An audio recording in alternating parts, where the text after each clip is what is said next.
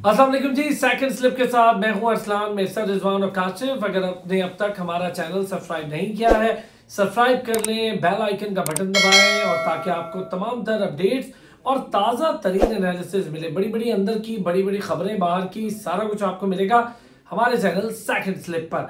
तो जनाब अली लाइक करें भी, सब्सक्राइब करें और कमेंट भी करें ताकि हमें पता चले कि इसमें क्या बेची की जा सकती है या क्या आप चाहते हैं जो आप सुनना चाहते हैं। पहला सेमीफाइनल था इंडिया वर्सेस न्यूजीलैंड।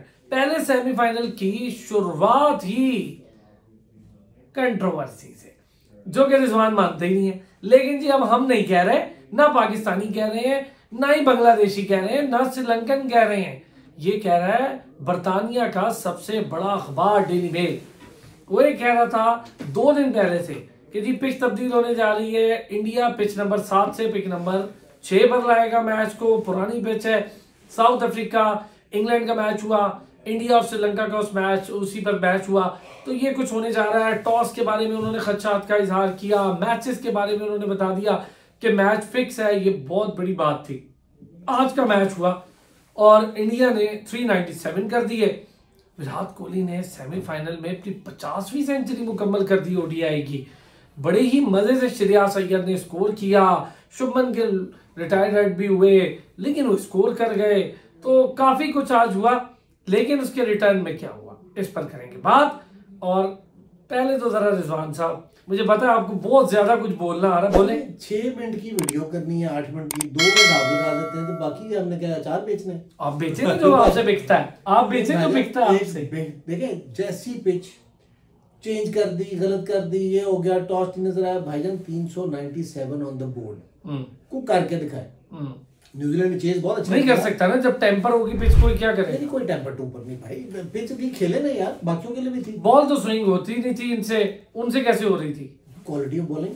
अच्छा, यानी हसन रजा गलत कह रहा था? हसन रजा बिल्कुल गलत कह रहा था। Hasan Raza is a friend, लेकिन ये तो कोई मानने वाली बात नहीं भाईजान। आपका क्या ख्याल है कि India is a superior team अच्छा in all aspects for this? नहीं, ऐसे कैसे होता है कि उन्हीं का बॉलिंग शामी 7-7 विकेट ले जाता है? 7 विकेट आज फिर ले गया।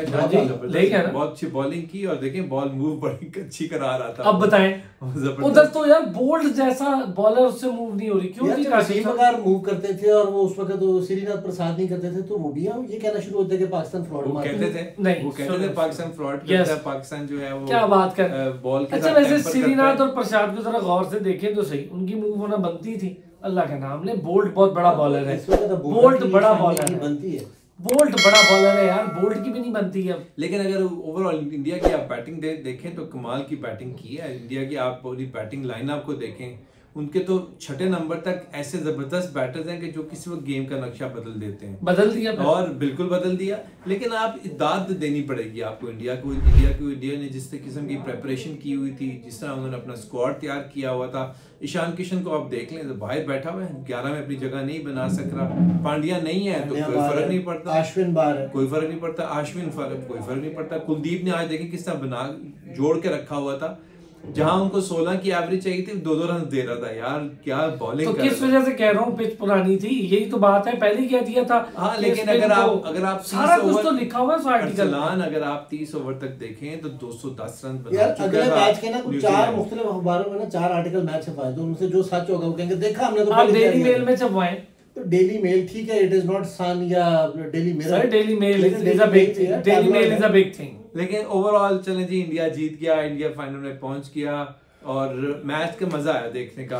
अच्छा चले इस पर वापस आते हैं। अच्छी बैटिंग क्या हुआ ऐसा जी, न्यूजीलैंड का बॉलर बड़े पिट गए, ऐसा क्या हो गया न्यूजीलैंड को? और फिर बैटिंग के वक्त आज बड़े नाम नहीं चल पाए ज्यादा देर, लेकिन नीचे करते करते वो भी 320 प्लस स्कोर कर गए, लगा गए जी स्कोर उनके आखिर में। बॉलर मेरे ख्याल है अगर आप न्यूजीलैंड की बात करें ना तो मैट हेनरी की जाने से न्यूजीलैंड को बहुत फर्क पड़ा है। नई बॉल जो इस्तेमाल कर रहा था बोल्ट के साथ, अच्छी इफेक्टिव इस्तेमाल कर रहा था। सऊदी के आने से उतना इम्पैक्ट, सऊदी को 100 पड़ भी गए ना। हाँ ना, इतना इम्पैक्ट भी नहीं पड़ा सऊदी को। उसके बाद लोकी फर्ग्यूसन वैसे ही वो सिर्फ तेज पे रिलाई कर रहा है, उसकी भी कोई मूवमेंट सीम्स स्विंग कुछ भी नहीं है। इसलिए बॉलिंग तो सिर्फ एक सैटनर है उनका, जो बॉलर जो अच्छी बॉलिंग कर रहा है। कल बंदा था काम नहीं, हमने उससे टूर्नामेंट से पहले भी कहा था, कल के मैच से पहले भी कहा था कि न्यूजीलैंड अच्छी कंपैरेटिव टीम है लेकिन जोड़ नहीं है इंडिया। बहरहाल जी इंडिया ने सेमीफाइनल ऐसा खेला कि लग ही नहीं रहा था सेमीफाइनल है, बायलैटरल सीरीज लग रही थी।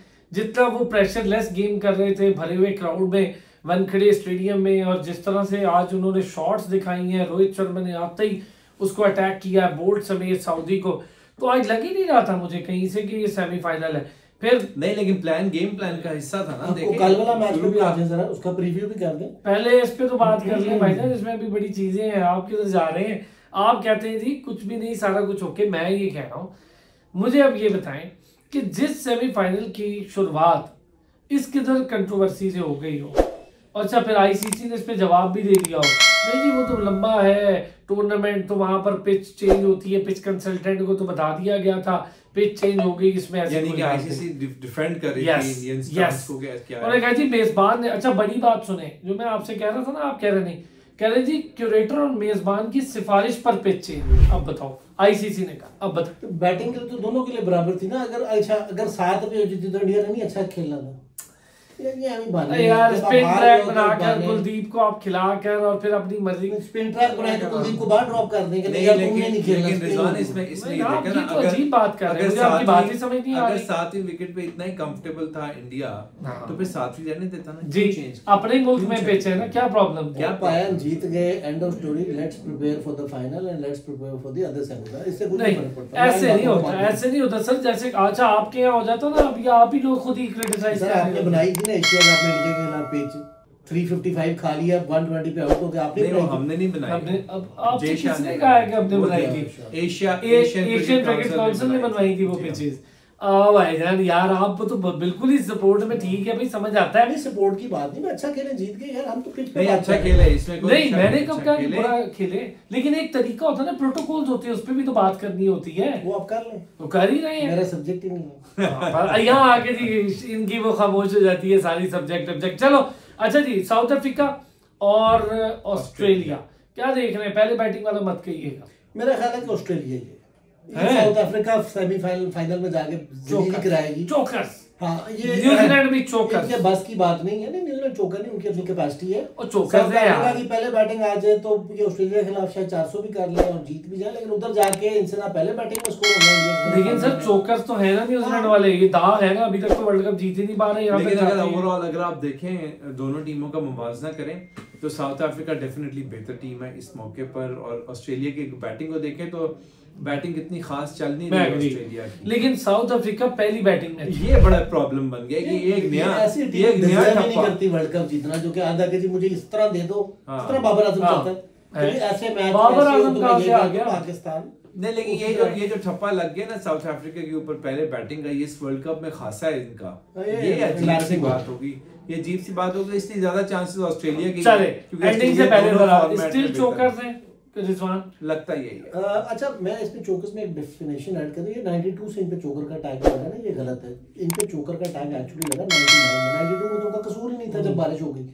99 में वो कैच ड्रॉप करके और वो ऑलमोस्ट जीता हुआ मैच था, हार गए ऑस्ट्रेलिया के खिलाफ और फिर वर्ल्ड कप से बाहर हो गए, तो तब से चोकर्स का टैग लगा। लेकिन 92 से चोकर ही है बेचारे, जा तो नहीं रहे, वो बाद से कहना शुरू कर दिया, लेकिन जा तो नहीं रहे। हाँ जी काशिफ साहब, ऑस्ट्रेलिया मैं भी यही कहूंगा, अगर पहली बैटिंग आ गई तो साउथ अफ्रीका, फिर चांस है उनका। मैं यही कहता हूं पहली बैटिंग है, दूसरी बैटिंग, बहरहाल मैं ये कहूंगा जी पहली बैटिंग अगर आ गई साउथ अफ्रीका की तो साउथ अफ्रीका मैच ले जाएगा, बाकी वो चोकर्स हैं। लेकिन ऑस्ट्रेलिया के चला जाए तो आपको फाइनल देखने का मजा तो एटलीस्ट इंडिया के खिलाफ तो फोका मैच होना है। इंडिया ने टॉस जीता, कल बात करूंगा, इंडिया ने पहले मैच का वो होने से फिर आज आप मुझसे लिखवा लें कि इंडिया ने फाइनल का टॉस जीतना है। सारे जीते हैं, अब तक कितने रह गए? अब तो टॉस भी दूर फेंक रहा है रोहित शर्मा, वो दूर मिला के ऐसे टॉस फेंक रहा है दूर, ना कोई जाके देख रहा है ना कैमरा दिखाता है, कैमरा भी रोक रखा है कि दीवाना वो एक जाता है बंदा, वो खुद ही बता, अच्छा वो जाते पहले ही बता देता भाईजान आप जीत गए।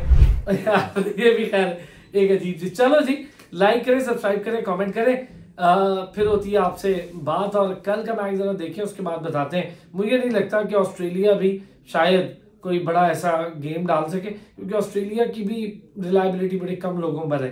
चलें आप लाइक करें, सब्सक्राइब करें।